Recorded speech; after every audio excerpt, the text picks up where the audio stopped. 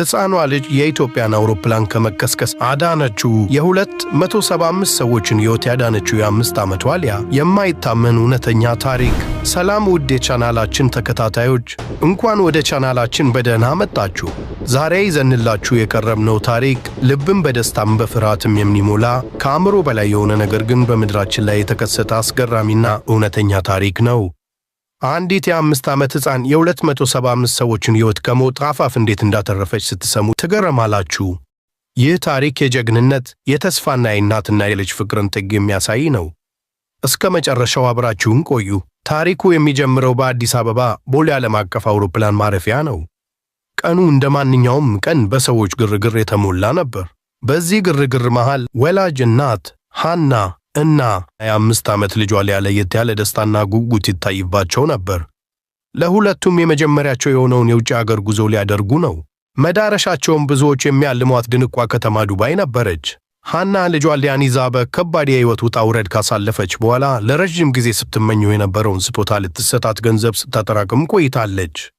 ለሊያ ዱባይ ማለት በቴሌቪዥን የምታያቸው ሰማይ ጠቀስ ሕንፃዎች፣ አስደናቂ የመጫወቻ ስፍራዎችና አዲስ ዓለም ማለት ነበር።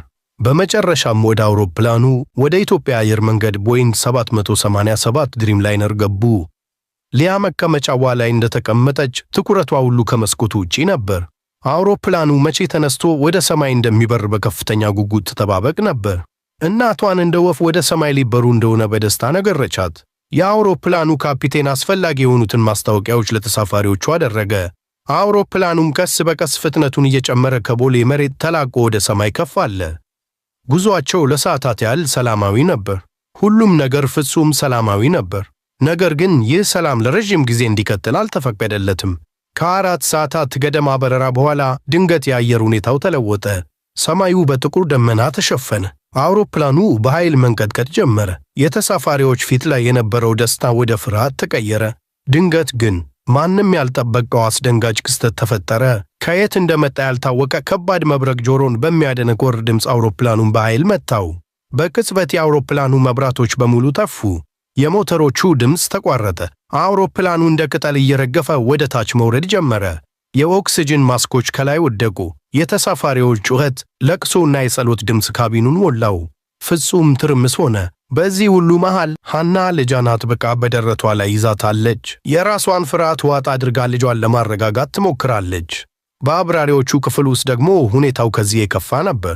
ካፒቴኑና ረዳቱ ላባቸው እየተንጠፈጠፈ ከአውሮፕላኑ ጋር ያላቸው ግንኙነት ሙሉ በሙሉ በመቋረጡ ተደናግጠዋል። የመቆጣጠሪያ ቁልፎቹ ምንም አይሰሩም። ሬዲዮው ዝም ብሏል። አውሮፕላኑ ወደ መሬት እየተምዘገዘገ ነበረ። በዚህ ተስፋ አስቆራጭ ሰዓት ነበር ረዳት አብራሪው አንድ ትልቅ የሆነ ተስፋ የታየው። ለአዋቂ ሰው የማይሆን ነገር ግን አንዲት ትንሽ ሕፃን ብቻ ልትገባበት የምትችል አንድ ጠባብ የጥገና ክፍል መኖሩን አስታወሰ። በዚህ ክፍል ውስጥ የአውሮፕላኑን የኤሌክትሪክ ሲስተም እንደገና ማስጀመር የሚያስችሉ ዋና ዋና ገመዶች ይገኛሉ።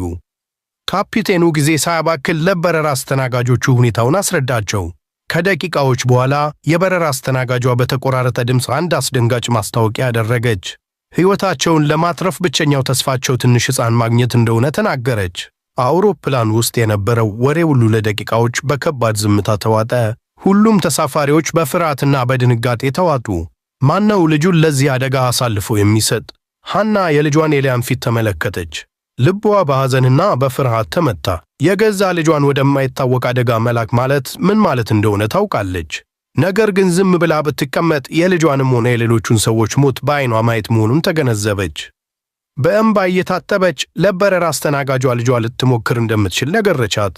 የበረራ አስተናጋጇ እናትና ልጅን ይዛ ወደ አብራሪዎቹ ክፍል በፍጥነት ሄደች። ረዳት አብራሪው ለሊያ ምን ማድረግ እንዳለባት በቀላል ቋንቋ አስረዳት።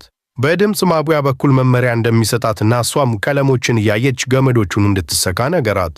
ሊያ በፍርሃት ተውጣ ነበር። ነገር ግን የእናቷን ፊት ስትመለከት አንድ ጥንካሬ ተሰማት። እሺ አደርገዋለሁ አለች በትንሽ ድምጿ። የበረራ አስተናጋጇ ሊያን አቅፋ ወደ ጠባቡ የጥገና ክፍል አስገባቻት። ክፍሉ ጨለማና አስፈሪ ነበር። በእጇ በያዘችው ትንሽዬ የባትሪ ብርሃን ብቻ ነበር የምታየው። ጊዜው ይሮጣል። አውሮፕላኑ ወደ መሬት እየተምዘገዘገ ነው።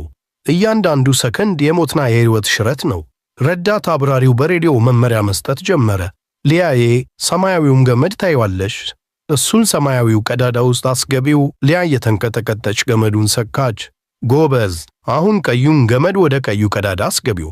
ሊያ እንደተነገራት አደረገች። በመጨረሻም የመጨረሻውና ወሳኙ ገመድ ቀረ። አረንጓዴው ገመድ። ረዳት አብራሪው በረጅሙ ተንፍሶ ሊያዬ፣ አሁን አረንጓዴውን ገመድ አረንጓዴው ቀዳዳ ውስጥ ሰኪው አላት። በአውሮፕላኑ ውስጥ የነበረው ጩኸት ሁሉ ጸጥ አለ። የ275 ሰዎች ልብ ምት በአንድ ላይ ቆመ። ሊያ ትንሿ እጇን ዘርግታ ገመዱን ወደ ቀዳዳው አስጠጋችና በትግል ሰካችው። ድንገት የአውሮፕላኑ መብራቶች ብልጭ ድርግም አሉ። የሞተሮቹ ድምፅ እንደገና ተሰማ። አውሮፕላኑ ከመውደቅ ተረጋጋ። ተሳፋሪዎቹ በጩኸትና በእልልታ አውሮፕላኑን አናወጡት። ካፒቴኑ አውሮፕላኑን ሙሉ በሙሉ ተቆጣጠረው። የበረራ አስተናጋጇ ሊያን ከጥገና ክፍሉ አውጥታ ወደ እናቷ እቅፍ አስገባቻት። ሐና ልጇን በእንባ እየሳመች አቀፈቻት። አውሮፕላኑ በሰላም ሲያርፍ በምድር ላይ የነበሩት የነፍስ አድን ሠራተኞችና የአውሮፕላን ማረፊያው ሠራተኞች ዓይናቸውን ማመን አልቻሉም። የ5 ዓመቷ ጀግና ከእናቷ ጋር ስትወርድ በጭብጨባና በአድናቆት ተቀበሏት። ሁሉም ሰው የዚህችን ትንሽ ጀግና ልጅ ሥራ በኩራት ሲያወራ ነበር። የኢትዮጵያ አየር መንገድ ለሊያና ለእናቷ ላሳዩት ጀግንነት የ1 ዓመት ሙሉ የአውሮፕላን ትኬት በነጻ ሸለማቸው። በመጨረሻም እናትና ልጅ ሕልማቸውን አሳክተው ወደ ዱባይ ተጓዙ። ይህ ጉዞ ግን ከመዝናኛ በላይ ነበር። የሕይወት ትርጉምን፣ የጀግንነትን ጣዕምና የእናትና ልጅ ፍቅር ጥንካሬን ያስተማረን የማይረሳ የታሪክ አጋጣሚ ሆነ። የሊያ ታሪክ ዕድሜ ለጀግንነት መስፈርት እንዳልሆነ፣ ትንሽም ብንሆን ትልቅ ነገር ማከናወን እንደምንችል ያስተምረናል። ነገር ግን ታሪኩ በዚህ አያበቃም። አውሮፕላኑ ካረፈ በኋላ የተፈጠረው ነገር ከዚህ የበለጠ ልብ ይነካል። ተሳፋሪዎቹ በሙሉ ከድንጋጤያቸው ሲረጋጉ ዓይናቸው ሁሉ አንዲት ትንሽ ልጅ ላይ አረፈ። ሊያ። ሁሉም ተራ በተራ እየመጡ ያናን እጅ በመያዝ ምስጋናቸውን በእንባ ገለጹ። አንዲት አዛውንት የሊያን ግንባር ስመው የሰማይ መልአክ ሲሉ ሰየሟት።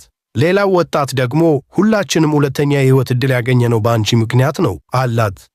ካቢኑ በጭብጨባ ብቻ ሳይሆን በምስጋና በእፎይታና በፍቅር ተሞላ። ይህ ክስተት በዓለም አቀፍ ሚዲያዎች ተሰራጨ። የ5 ዓመቷ ጀግና እና የኢትዮጵያ አየር መንገድን ያዳነችው ሕፃን የሚሉ አርዕስተ ዜናዎች በየቦታው ተሰሙ። ሊያ የጀግንነት ተምሳሌት ሆነች። እናት ሐና በበኩሏ ልጇን ወደዚያች ጨለማ ክፍል ስትልክ የተሰማትን ስሜት ስታስታውስ አሁንም ልቧ በፍርሃት ይመታል። ነገር ግን ያንን ውሳኔ በመወሰኗ የ275 ሰዎችን ሕይወት ጨምሮ የገዛ ልጇን ሕይወት ማትረፏን ስታስብ የእናትነት ጥንካሬ ምን ያህል ታላቅ እንደሆነ በድጋሚ ትረዳለች። በመጨረሻም ወደ ዱባይ ሲደርሱ ሊያ እናቷን የጠየቀችውን ያንን ትልቅ ሕንፃ ላይ ወጡ። ከላይ ሆነው ከተማዋን ሲመለከቱ ሐና ልጇን አቅፋ ያኔ ደመናውን መንካት እንችል ይሆን ብለሽ ነበር አይደል? ልጄ፣ አንቺ እኮ ደመናውን መንካት ብቻ ሳይሆን ከደመና በላይ ከፍ ብለሽ የብዙዎችን ሕይወት ያዳንሽ ጀግና ነሽ አለቻት። የሊያ ታሪክ ተስፋ ላጣን፣ ችግር ላከበደን ሁሉ ትልቅ ትምህርት ይሰጠናል። አንዳንድ ጊዜ ትልቁ መፍትሄ የሚመጣው ከማንጠበው ቦታ ከትናንሾቹ ልጆች ነው። እናንተ ውድ ተመልካቾቻችን በእናት ሐና ቦታ ብትሆኑ ምን ታደርጉ ነበር? የገዛ ልጃችሁን ለእንዲህ አይነት አደጋ አሳልፋችሁ ትሰጡ ነበር? ሐሳባችሁን ከታች በኮሜንት ስፍራ ላይ አካፍሉን። ይህንን ልብ የሚነካ ታሪክ ከወደዳችሁት ቪዲዮውን ላይክ ማድረግ እንዳትረሱ። ለጓደኞቻችሁም ሼር አድርጉት። ቻናላችንን ሰብስክራይብ በማድረግ ቤተሰብ ይሁኑ። በቀጣይ ቪዲዮ እስከምንገናኝ ድረስ ሰላም ሁኑ።